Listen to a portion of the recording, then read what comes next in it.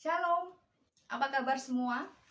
Saya berdoa Anda semua dalam kondisi yang sehat dan penuh sukacita. Amin.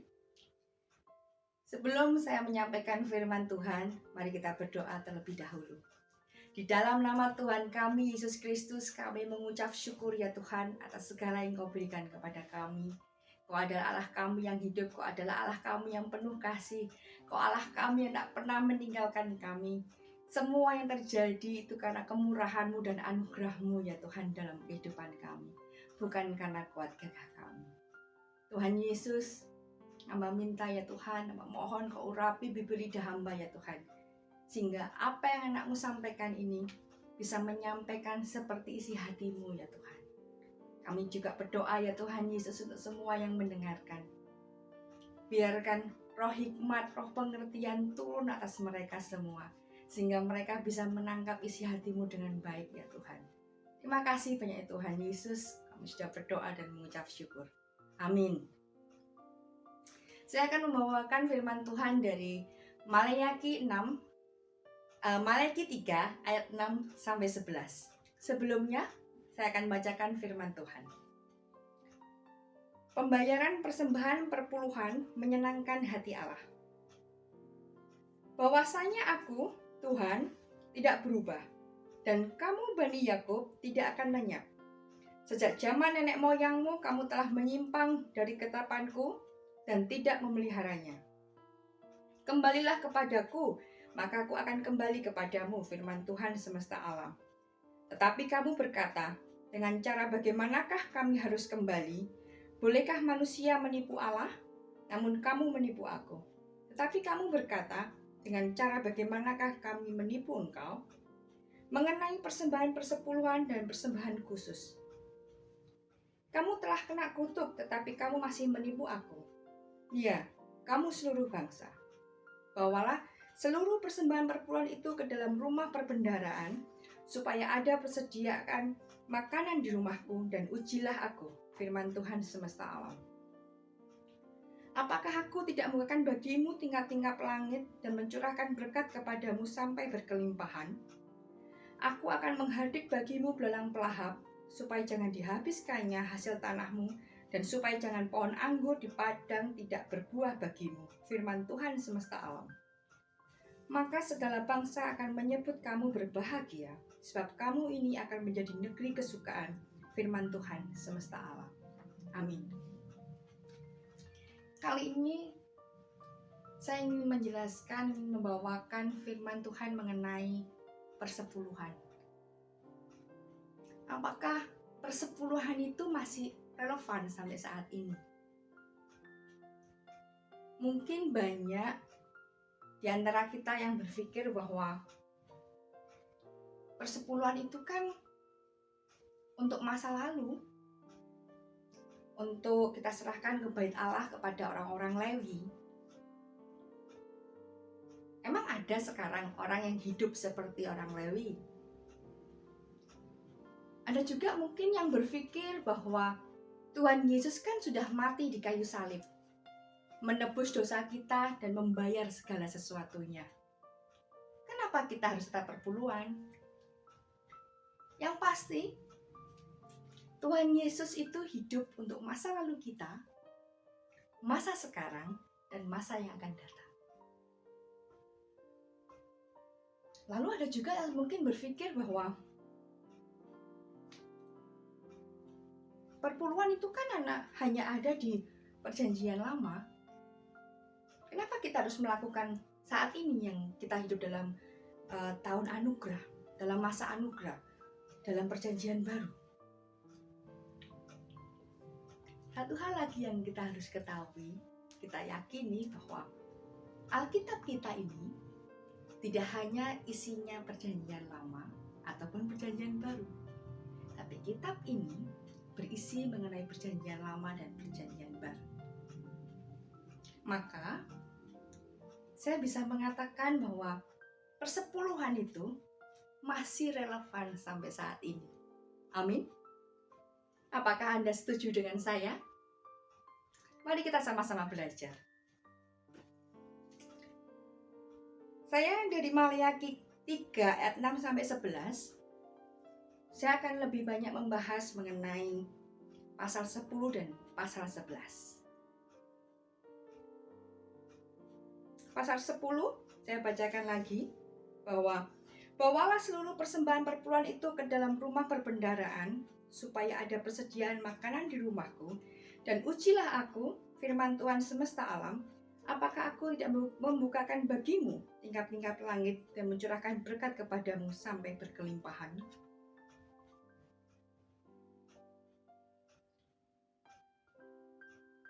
Banyak orang yang berpikir bahwa saya harus melakukan persembahan perpuluhan agar saya diberkati Tuhan. Padahal tanpa kita memberikan perpuluhan, Tuhan sudah memberkati kita.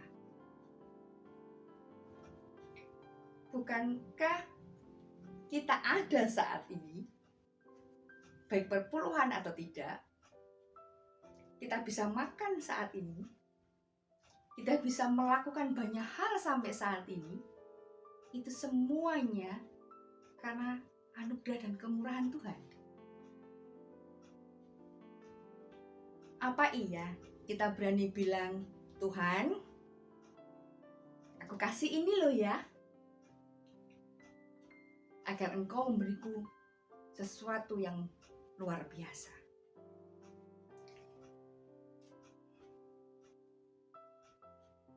Saya ketika merenungkan firman ini awal-awal dulu, saya sempat berpikir bahwa oke, aku harus uji Tuhan nih.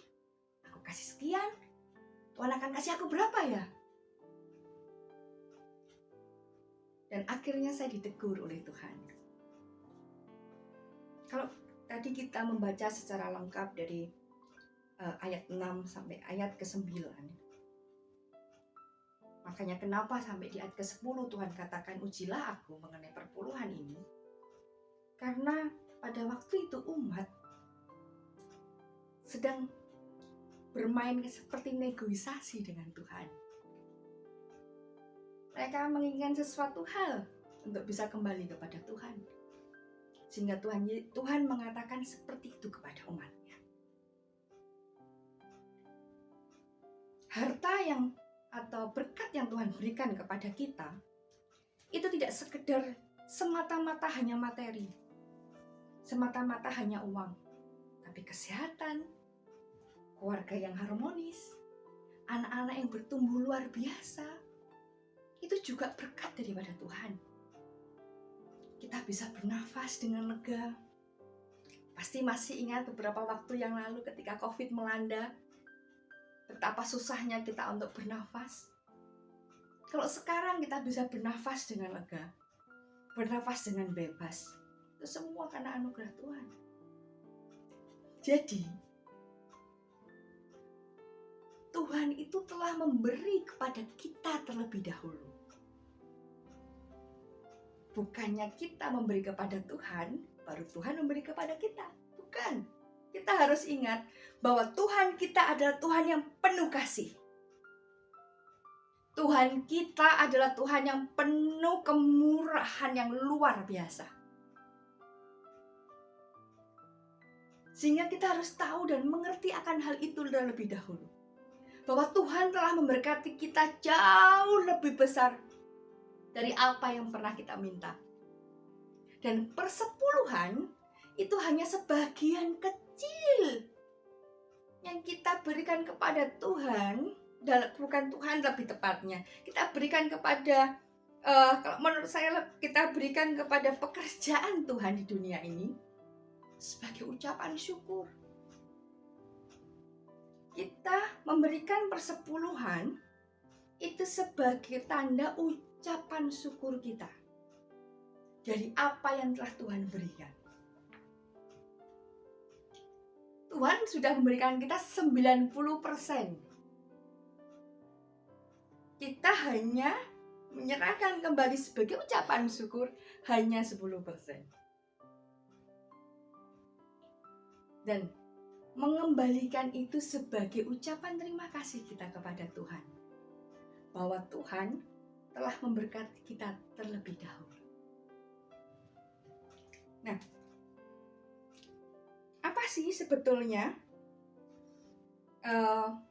yang dijanjikan Tuhan kepada kita, umatnya, yang setia dalam membayar persepuluhan atau mengembalikan persepuluhan?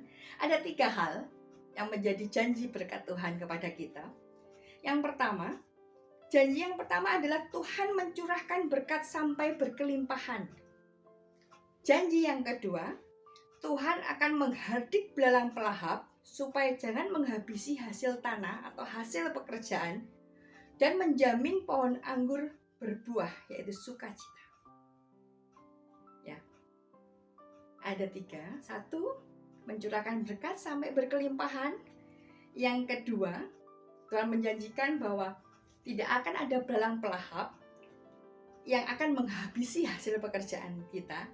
Dan yang ketiga, Tuhan menjamin bahwa pohon anggur akan berbuah atau sukacita. Saya bacakan dulu Maleakhi ayat 11 mengenai belalang pelahap. Aku akan menghardik bagimu belalang pelahap, supaya jangan dihabisinya hasil tanahmu, dan supaya jangan pohon anggur di padang tidak berbuah bagimu. Firman Tuhan semesta alam. Kita harus tahu dulu, apa itu belalang pelahap? Ya kan? Belalang pelahap itu yang pasti bukan daripada Tuhan. Itu dari si jahat yang ingin merebut berkat Tuhan.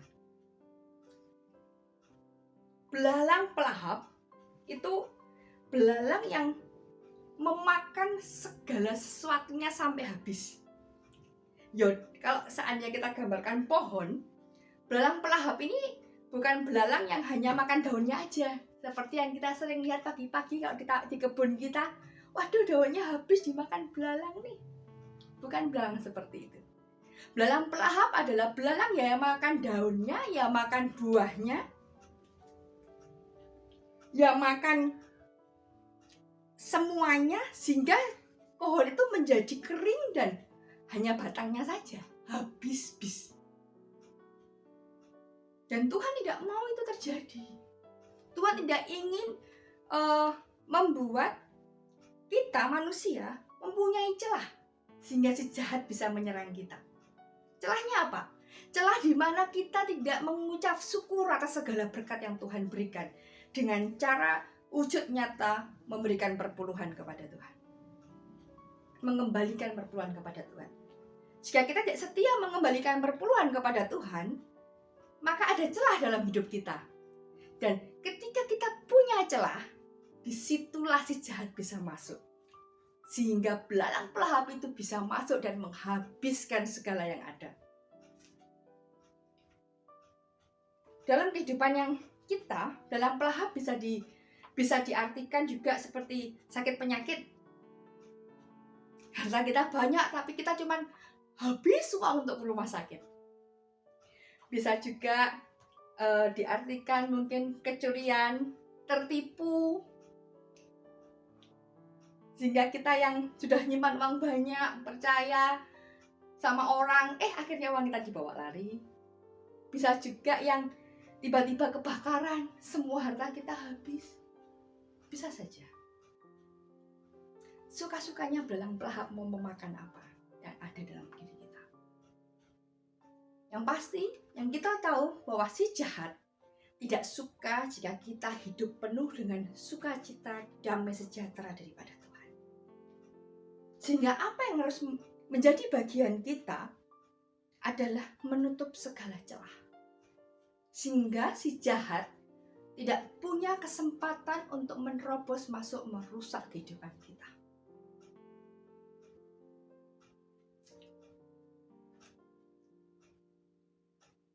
Masihkah kita merasa ingin nggak relevan nih persepuluhan?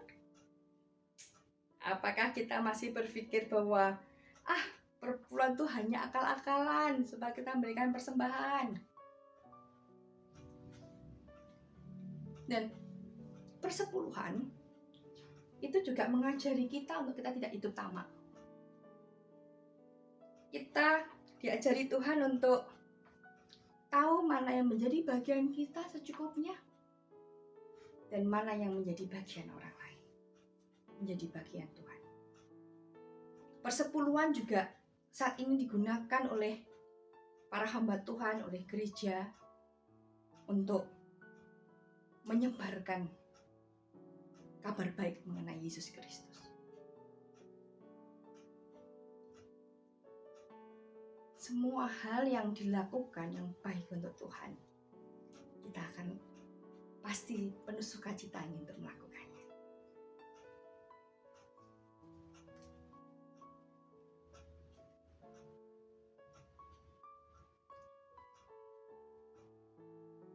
Ya,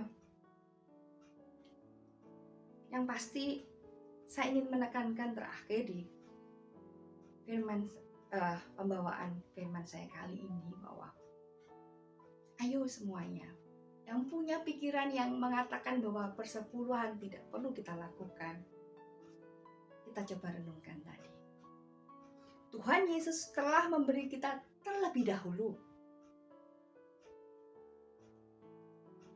Tuhan Yesus telah memberikan kepada kita segala sesuatunya terlebih dahulu.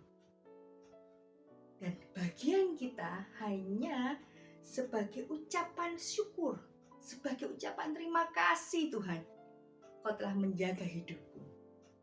Kau telah memberikan segala sesuatunya padaku.